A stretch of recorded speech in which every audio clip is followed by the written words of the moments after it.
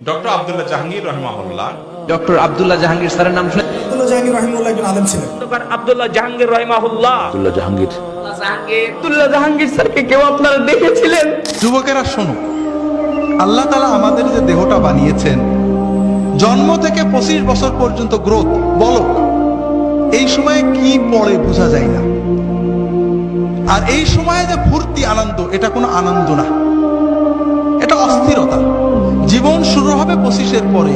যদি 30 থেকে মৃত্যু পর্যন্ত জীবন পেতে চাও, মৃত্যু নয় জীবন, জীবন মৃত নয়, সত্যিকারের জীবন, যে জীবনে ফুর্তি থাকবে, কর্ম থাকবে, শান্তি থাকবে, এই রকম জীবন পেতে চাও, তাহলে আমার কথাটা একটু মন দিয়ে শোনো। আল্লাহ তাআলা যে নিয়মে বানিয়েছেন, প্রকৃতির সাথে যুদ্ধ করে আমরা জিততে পারবো না, আল্লাহর প্রকৃতিকে মেনে নিতে হবে। আল্লাহ তাআলা আমাদের সৃষ্টি করেছেন, প্রতিদিন 6-7 ঘন্টা তুমি ঘুমাবে, গভীর ঘুম, 1-2 ঘন্টা খেলবে, কঠিন পরিশ্রম, তোমার শরীর ঘেমে রক্ত টকবক করে বেরিয়ে যাবে। ফুটবল, হাডুডু, ব্যাডমিন্টন, ভলিবল, দৌড়, সাঁতার, এগুলো খেলতে হবে। এরপরে 1-2 ঘন্টা আল্লাহর ইবাদত করতে হবে, আল্লাহর সালাত, সিয়াম, জিকির, যতটুকু পারা যায়। তাতে তোমার আত্মা সুস্থ হবে, তোমার মন পরিশুদ্ধ হবে, তোমার আত্মা, মন, দেহ সবকিছু প্রোডাক্টিভ হয়ে যাবে। এরপরে তুমি 4-5 ঘন্টা তোমার 25-এর পরের জন্য কর্ম বা শিক্ষা নেবে।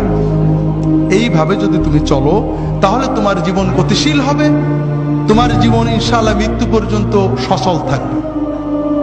কিন্তু তুমি এখন খেলাধুলো বন্ধ হয়ে গেছে, সারাদিন মোবাইল, ইলেকট্রনিক মিডিয়া, আর খাওয়া তো কি খাচ্ছি আমরা দেখছি। ইউরোপ আমেরিকার লোকেরা কিছু সুস্থ থাকে, ঠান্ডার কারণে ওরা দৌড়াতে হয়, পরিশ্রম করে, আমরা গরমের কারণে ওইটাও করি না।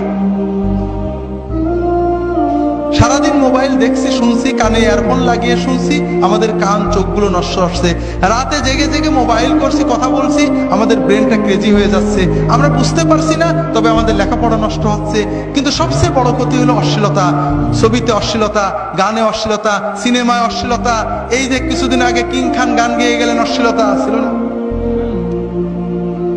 কিছু মানুষ কোটি কোটি টাকা কামাই করেছেন, করছেন এই সব অনুষ্ঠান, কিন্তু আমাদের যুবকদের কি হচ্ছে, অস্বীকার করার উপায় নেই। তাদের ভিতরে অস্থিরতা জন্ম নেয়, তাদের মনে হয় আমি আরো দেখি, আরো দেখি, টিভিতে বন্ধ হয়ে গেল, দেখি পাশের বাড়ির মেয়ের সাথে দেখা যায় কিনা, এইটা করে ওর অস্থিরতা, ওর পড়তে মন চায় না, ওর মোবাইল করতে মন চায়, ওর মনে হয় গল্প করি, এরপরে ও পাপের পথে চলে যায়, এরপরে হিরোইন ধরে, এরপরে ইয়াবা ধরে, এরপরে লেখাপড়া নষ্ট হয়ে যায়, ওর 25 হতে হতে ওর জীবনটা ক্ষতিগ্রস্ত হয়ে যায়, এর পরের জীবন মৃত হয়ে যায়, বাঁচতেও পারে না, মরতেও পারে না, ও হিরোইন গ্রহণ করে, মাদক গ্রহণ করে, এইভাবে সমাজটা আস্তে আস্তে ধ্বংস হয়ে যাচ্ছে, ঠিক না ভাই?